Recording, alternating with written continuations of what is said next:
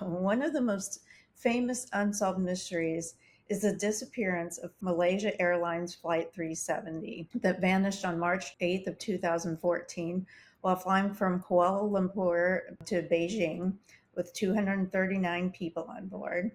Despite an extensive search, the plane's location remained unknown for years. Some wreckage from the aircraft was found washed up on various islands, but the full mystery of what happened to the plane still remains unsolved today.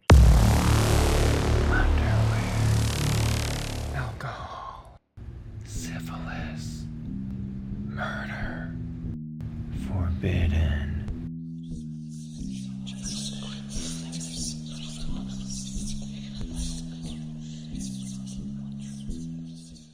I started thinking about it. I was like, I'm so narcissistic, but like, I kind of want to like take video of myself, like just waiting for you because I'm always like listening to music and like dancing, kind of. And I was like, I should take B-roll of that sometime. It's like a never-ending elevator of waiting for me to get on. And there's just the music playing. Yeah, Or in your exactly. case, S.G. Lewis today. Yes, yes, today. Yeah, I am going to exactly. pour myself some wine because I don't have any right now. I don't know if you can see. I barely can because I have a sty in my eye. Oh no, I can see it now. It looks Yeah, like, yeah, it looks like you are a little puffy on the one side. it's so ugly I could die. It's not that bad. I can't really like. Really? I want to cry. Anyway, Oh my. Well, when did that happen? Over the weekend? like no, like 2 weeks ago. Oh my gosh. But it's Does it been hurt? swollen. Like, have you gotten any eye cream for it or anything? It feels like a bruise now, but Hmm. it was like sort of small, and then started was just disappearing. And then I woke up one morning and it felt like a bruise, and it just was back with a vengeance. Yes. I don't know anything about styes. I don't either. I've had them before though, and they're quite annoying to Hmm. say the least. Indeed. Hmm. How are you doing other than your sty? Fine. I was late because I went to a wine bar just for like 45 minutes because I had a couple of things to wrap up for work. And I was like, I'll have like one small glass just to get me started for this while I'm Right. finishing work. There's Hmm. like a transition into this. Hmm. So that's what I was doing. That sounds fun. I just heard Josh laugh. Like, of course. That sounds fun. I basically came straight home from work and worked on my story for this evening, and also took about like a 30-minute nap, and then got up, made myself a tonic this evening. Tonic and what? Well, it's not tonic. It's a kava cocktail. I don't know if you know what kava is, but I have that with a shot of kava in it, and then of course a shot of rum in it. Because it's like a pina colada flavored one. I think the intention of kava is to not put it with alcohol, so people, which is cute, but Mhm. I want a little bit of alcohol in mine so I can relax a little bit more. Yeah, that's fair. So last week you gave me hints, but it was after we ended recording. Yeah, and I completely changed my story since then. Oh, well, that's good then. I didn't change my story per se, like, I switched order, I believe, in what I'm going to be doing because I needed someone to help me with photography for the story, and so I hope to have something, like, with, like, decent ideas, and I thought the other one might be easier. Yeah, I don't know, I don't know, I'm a little spaced out right now, but, From the kava? yeah, something like that. May have taken a little CBD too. I'm just layering tonight, layering on Hmm. top of things. Yeah. Yeah, It's I like it. Thursday. It's been a long week, like Mm, stressful week. So, yeah. anyway, yeah, such is life. So, no, I did not have any hints, but What I will tell you is that this story coming up this evening is one of like my worst nightmares come to life. You know what I mean? Yeah, I remember this one. Yeah. Yeah. I hope we have some fun plane stories to wrap this one with too. Yeah. I bet we Yeah. can find some real quick. Just open the news. It's every day. Yeah. Jesus is every day, or something's happening every day on a plane. But if you'd like to introduce us, please do. Welcome to Forbidden, the podcast where we discuss the disgusting, the dark, and the disgraceful in our unmentionables. That's right, we have slipped into something more comfortable and hope you are doing the same. I am Blake Roberts, And I'm Amanda Kamada. and this is our limited series Unsolved. Some mysteries fade with time, others refuse to be forgotten. Let's examine the evidence, explore the theories, and ask the questions that still demand answers. Yes, Unsolved. Well, this one is going to be a little scary. I would say a bit haunting and mysterious and just downright scary. Because they've never found anything associated with this airline crash, other than random wreckage. Like there's no black box, there's no, they were never able to recover any of that. So there is absolutely no like solving of this mystery, until they would be able to find something like that, which they're not going to, but because this happened in 2014, and if that hasn't happened by now, it's definitely not going to happen, right? Mm-hmm. And because you don't know what happened, like you don't know what these people on the flight experienced, these 239 people. So I Right. think that is what gives me so much anxiousness, is thinking about like all of those people on the plane and like, holy shit, what were their last moments like? Yeah, and I'm excited for this too because I remember hearing like over the years like little tidbits have come out, Hmm. right? But I don't remember them, Right. frankly. And it's sort of I mean that was 11 years ago now. I know. That's insane that that was 11 years ago. Like that's the year I moved to New York, which Yeah. is like crazy. But enough about me. Malaysia Airlines Flight 370 is one of the most mysterious and tragic aviation disasters in history.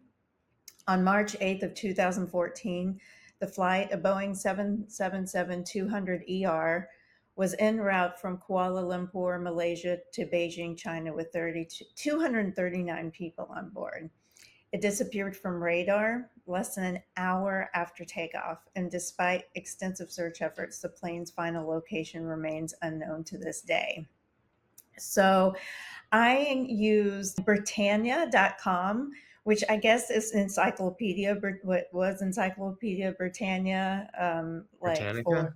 or Britannica, yeah. Or it might be Britannia. I think they were both like, I think there were two kinds of encyclopedias. Okay. Yeah. I also did a little AI research on this as well. Basically, just broke this down into some key details of the mystery. So there was first and foremost the disappearance, right? So the last contact, the plane was last communicated with air traffic control at 1:19 a.m. local time when the pilot made a routine handover to the next radar sector. Shortly thereafter, the plane disappeared from radar screens. So little about that disappearance. Like this is going to be straight from the encyclopedia because there's a lot of like meters and altitudes and all that kind of stuff that I couldn't really rewrite out and make sound proper. So Flight 370 took off at 12:41 a.m. local time and reached a cruising altitude of 10,700 meters, which is 35,000 feet. So that's a normal cruising altitude, is 35,000 feet at 1:01 a.m. So this is 1:01 a.m. They're at 35,000 feet. They've taken off. No big deal. The aircraft communication address reporting system, which is called ACARS, or ACARS is the acronym, which transmitted data about the aircraft's performance, sent its last transmission at 1:07 a.m. and was subsequently switched off. The last voice communication from the crew occurred at 1:19 a.m. and at 1:21 a.m. the plane's transponder, which communicated with air traffic control, was switched off just as the plane was about to hit Vietnamese airspace over the South China Sea. So they're kind of crossing, boundaries like in the air and through like air traffic control and stuff like that. They're passing through. So they began tracking the plane over the South China Sea. At 1:30 a.m., the plane was tracked and flew southwest over the Malay Peninsula and then northwest over the Strait of Malacca.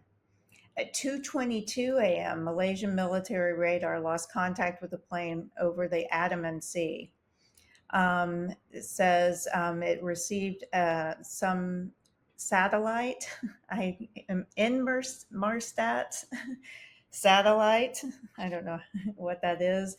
Was in an orbit over the Indian Ocean, and it received hourly signals from the flight and last detected the plane at 8:11 a.m. So they last heard from the crew at 1:19 a.m., but the plane was actually in flight for some time after that before they lost complete track of it on radar. That's fucking crazy. What was the last timestamp? Eight something? 8:11 a.m. that they were getting hourly signals from the plane. So I So don't roughly know. 7 hours. Yes, but I don't think if that was signals, I don't know if that means I don't think any plane has enough fuel to fly for that long. I mean, they were only going from Malaysia to Beijing, which is not that far. Oh, so they may not have even had enough fuel to carry them Yeah, beyond. because it wasn't like it was like a trans-international trip or something Right. like that. Um, but there's a lot of time, let's just say, that's unaccounted for. Mm-hmm. And the exact time that it crashed, they don't actually know or where. But military radar tracked the aircraft as it turned around and flew west rather than continuing its flight towards Beijing. The plane flew for several hours before it lost contact. So I guess it did fly for several hours. Hmm. That's insane. So, obviously, after that, a mass search operation began in the southern Indian Ocean, where the plane's last known position was believed to be. However, despite years of searching and scanning vast areas of ocean, only a few pieces of the wreckage have been found on remote islands in the Indian Ocean. That would be a wing flaperon, was found on Reunion Island in 2015. I don't know where Reunion Island is, but it sounds really nice. The official search was led by Australian authorities and was eventually suspended in 2018, although some private groups and independent researchers and stuff like that are still trying to figure out, and are still investigating what happened, Hmm. because nobody knows because they haven't found the plane once again. There are some theories and speculation, obviously, about this, about like, because people don't know what happened. It's kind of like, okay, what happened on this plane for 7 hours before it crashed? And it says MH370. It's been theories have been proposed, though no definitive answers have been reached. One theory is hijacking or terrorism, Mm-hmm. which I would, definitely buy, that could, be a total plausible cause of this. And it says some believe the plane was hijacked either for political purpose or by individuals with malicious intent, but no credible claim of responsibility has ever emerged. And that's the weird thing, and why I don't think it's terrorism is because if it were terrorism, somebody would have claimed responsibility for it, I believe, Generally, yeah. you know.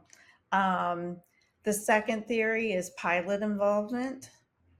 There's speculation that one of the pilots may have deliberately diverted the flight, but there's no concrete evidence to this day supporting that theory. I mean, that's Um, happened before, like where mhm. the pilot decides they want to commit suicide and they take everyone with them. Yeah, yeah.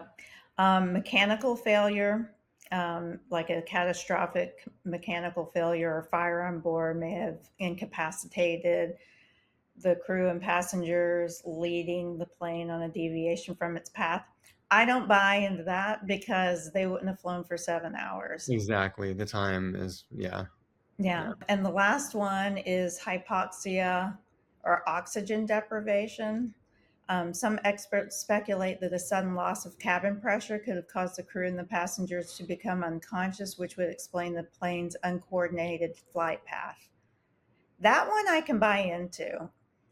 But would you be incapacitated for If seven you, hours and if, still the plane maintains its yeah, because the altitude? plane, yeah, because the plane is being run by computers, really. If it's at a cruising altitude, like the So pilots maybe, are there, but yeah, the pilots could be dead in a plane fly for some time. so maybe it just did run out of gas or fuel. Mhm. Mhm. Maybe. I don't know much about flying planes. I haven't done it, but once or twice. So those are the main theories that have come out, and then, I mean, I didn't see one, but like I would believe pilot error could be one of them. Like if for Uh, some reason, like, or if one of the pilots or both of the pilots both had like, I mean, what would be the chances of this, but both having like a massive medical emergency in the cabin or something and nobody knew about it, but all I can think of is being on that fucking plane for the and being a passenger on it. And yeah, like, what in the hell did they have to endure? Or was it something like the oxygen deprivation where they say if you're at cruising altitude and you don't get oxygen in a number of seconds, and I think it's under a minute, like you're out. Like it's yeah, like kind of lights out. yeah. Yeah. It's gonna pass out basically. Yeah. I Which I've mean, done quite a few times. hmm I've been there for a couple of those. I know. So there's no UFO theories, which is disappointing. And Yes. maybe also they were both of the pilots were in S&M games, and they both forgot to use their safety word. Oh, and then it just everything got bad from there. It's out of hand. Yes. All right.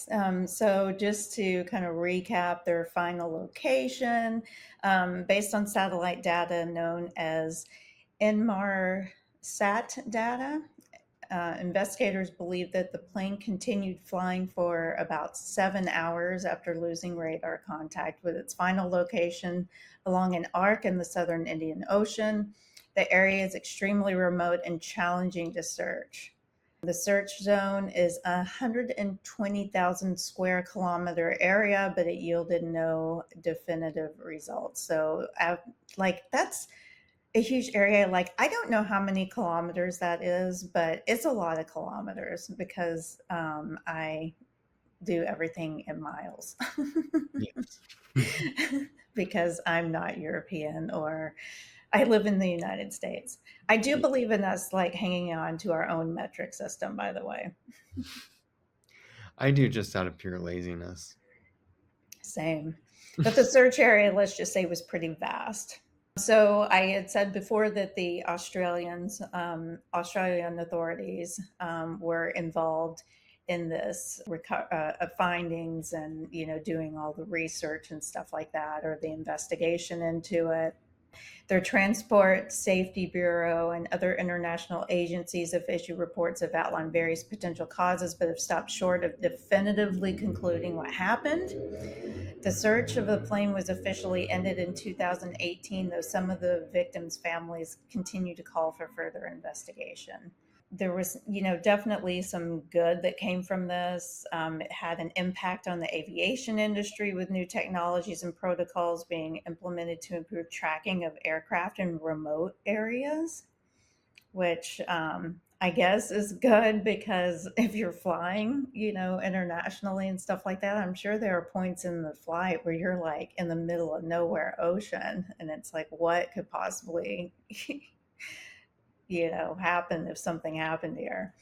And then families, again, like the families want answers. They've never gotten answers, on what happened. They've had, this has gotten like obviously a lot of media coverage and that sort of thing, but there have been no closure for these families. So again, all these theories, no answers. Despite extensive efforts, MH370's disappearance remains unsolved. The full truth of what happened may never be known.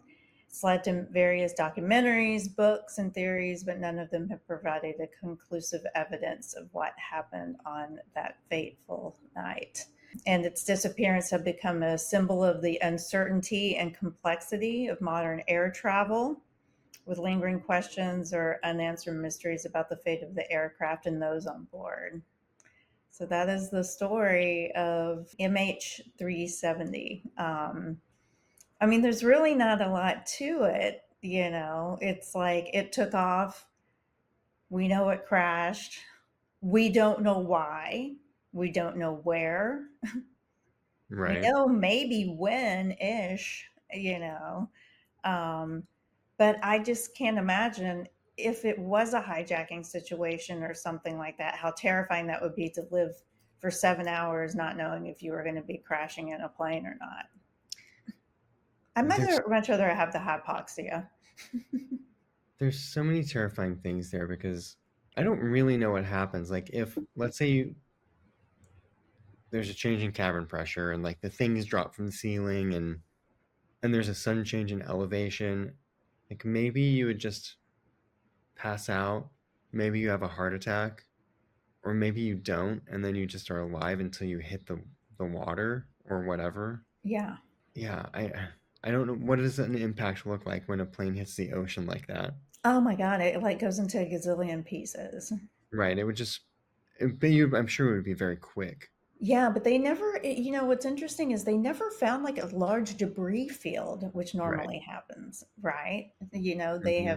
have this 120,000 square kilometer area that they have to like keep up with, or that they were tracking. But usually when you know that a plane has crashed, they can be, and maybe it's because it was in a remote area, it was hard for like emergency crews or whatever to get to Hmm. because yeah, there doesn't seem to be like any coverage of that, like that's the first thing that happens is coverage of a plane crash and they're flying above it and you can see the debris field, whether it be in the ocean or Maybe it sort of like coasted down, almost as if it were going to land, yeah, like like leveled and and then everything. sunk like more Yeah, intact. and like Yeah. some of the pieces, some of the debris, which is almost more terrifying to Yeah. land in the middle of the ocean in the middle of nowhere Yeah. and to be awake for that.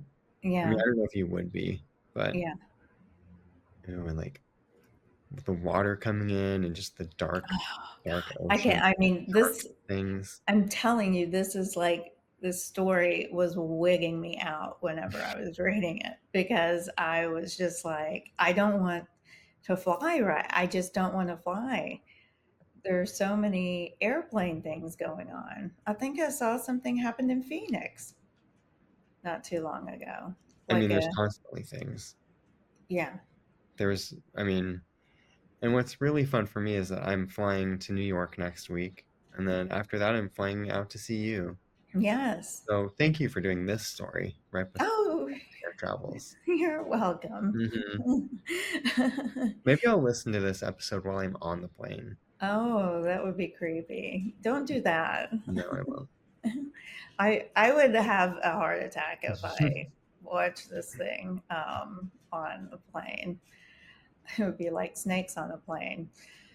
But anyway, I just this always, one of those stories that just fascinates me because they haven't found any sort of answers about this. Where is it?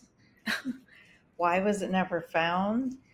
Why did the black boxes and all that kind of pinging stuff, I mean, did it not work? Hmm. Was this like just a doomed flight?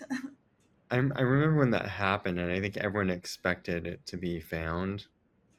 Yeah, I think so as well. That's a creepy story. Hmm. So, are you nervous about flying? I mean, I'm typically not nervous about flying. I get nervous about like the process of getting to the airport on time, and will there be a thing at security, like a long line or something, or like those are the things I get nervous about. I don't really get nervous about the air travel itself. Yeah. However, here she comes. She's been. Can you hear Tilda quit clacking? Hmm. Here she is. Um, I don't. I'm not typically nervous about the flight itself, but because of all the things that have been happening over the past 3 months, a Yeah. little bit. Yeah. I'm definitely glad I don't have any flight plans in the Yeah, next couple months, at least for me. I think I need a little bit of time. yeah. I guess the last time I flew, though, is when I came to see you. Oh, No, really? maybe. Oh, no, wait. I went to Arkansas in October. Never mind. Yeah. That trip must have been memorable. I completely forgot about it. What did you do to forget about it? Took a Oh, cocktail? well, a cocktail or two. Well, I have a fun. I know we typically save headlines for our talk of shame at the end of this series, but since we are doing this air travel specific episode, I thought I could share this one. So this is from latintimes.com, and it's from today. In fact, it was just published about 30 minutes ago. It says pilot dragged constipated passenger off airplane toilet for holding up the line. Semicolon lawsuit. It says a Jewish passenger is suing United Airlines after he was allegedly dragged out of a plane's restroom mid-flight by an enraged pilot, exposing him to fellow passengers and subjecting him to anti-Semitic remarks before being detained upon landing. Oh, my. Yeah. So it's a 20-year-old Orthodox Jewish man was flying from Tulum, Mexico to Houston, Texas, before connecting to New York. I was So, about to say there are no Orthodox Jews in Houston. yeah, I know, right? No. Yeah, that's hilarious. I won't read the whole things, but he did say, upon landing, U.S. Customs and Border Protection officers boarded the plane, detained both men without charges, and subjected them to aggressive searches, allegedly telling them you have no rights here. Sounds like a lawsuit It coming is a up. lawsuit. Yep. Oh, yes. Yes. Yeah. Well, Just a fun little story. yeah. God. But that That would be would be, frustrating if you're like, if you gotta go and someone's just sitting in there. oh my God. Yeah. Uh, But to drag the person out, oh my God. What a sight that would be. And mhm. coming from Tulum, everyone's either like totally been zenned out there or did like ayahuasca or comes home like completely hungover from a trip. Except for that Orthodox guy. Yeah. I wonder if you're going If he was to. circumcised, No. everyone on that flight knows. We all know. You wonder Everyone knows. you wonder what? Um, I forgot now. If I'm Oh, gonna crash on my way there. no, no, I don't think so. Oh, Okay. I wonder if you're going to go home feeling hungover, though. Hopefully not. Yeah, that was a fun refresh from that story. I don't retain information very well with stuff like that. There's so many like details and like timeline related stuff.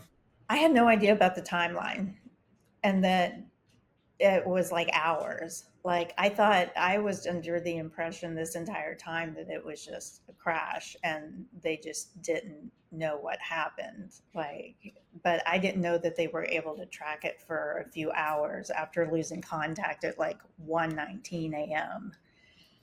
Like what happened to that 7 hours of life? Yeah, and it said that there were pieces of equipment that were turned off, Right. deactivated, right? Mm, Which sounds the way that it was phrased sounded manual, yeah. but maybe not. I don't know. I don't know. It's just it creeps me out, Yeah. you know. Like it's very creepy and it's very scary to like think about the fact that pilots, you put so much trust in those two people when you get on a plane. I mean, Yeah. it's like anyone in a leadership position that you're trusting them to do their at a church, at your job, running the country. Yes. Particularly running the country. Lots of room for error. Yes. Yes. Major error. Hmm. Well, Blake, let's see, where can people continue to watch, listen, stalk? You can follow along at the Forbidden Pod on Instagram, Facebook, and TikTok. We sometimes update those.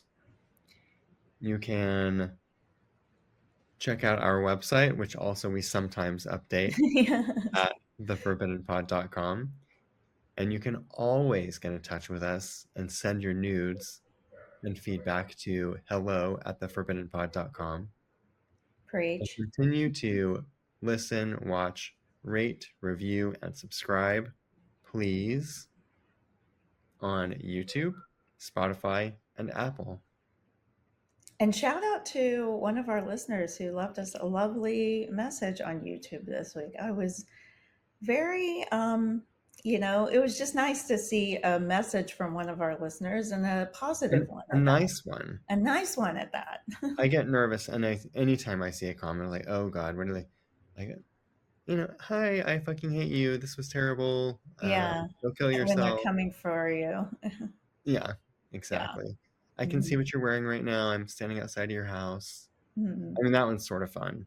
Yeah. Yeah. Like, come on in. Let's have a good time. Oh, well, thank you so much for listening to my story. As always, thanks for the memories. They were And lovely. yes, and listeners, as always, we thank Thank you. you. Be careful flying out there, guys. Fasten your seatbelt.